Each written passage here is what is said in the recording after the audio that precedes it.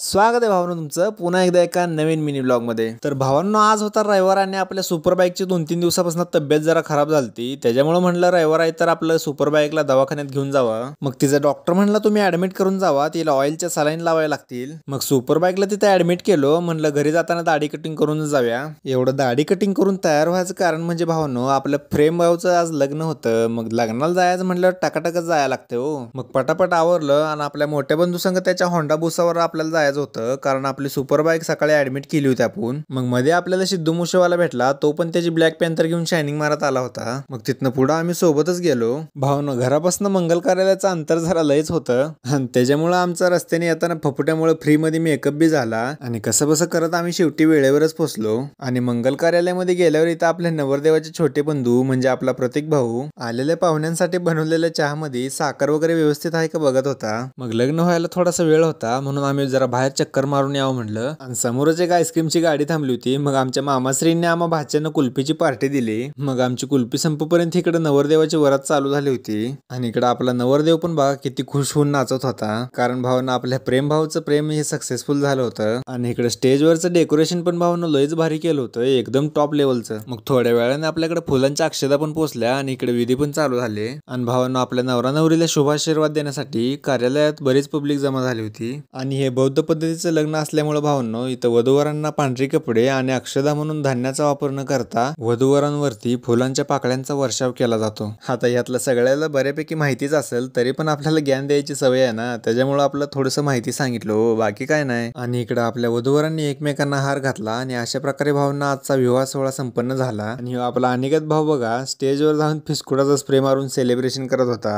आपल्या प्रेम भाऊचं तर लग्न झालं, आता पुढचा नंबर भावना आपल्या प्रतीक भाऊचाच आहे। आणि इकडे लग्न झाल्यावर आयर सत्काराचा कार्यक्रम चालू झाला आणि लग्नाचा शेवटचा टप्पा म्हणजे जेवण हो। जेवण झाल्यावर म्हणजे कसं लग्न झालं असं म्हणता येईल। आणि तुम्ही आता आपल्या प्रेम भाऊला कमेंट मध्ये शुभाशीर्वाद द्या आणि आजचा व्हिडिओ आवडला असेल तर तेवढं लाईक आणि सबस्क्राईब करून जावा भावांनो। धन्यवाद।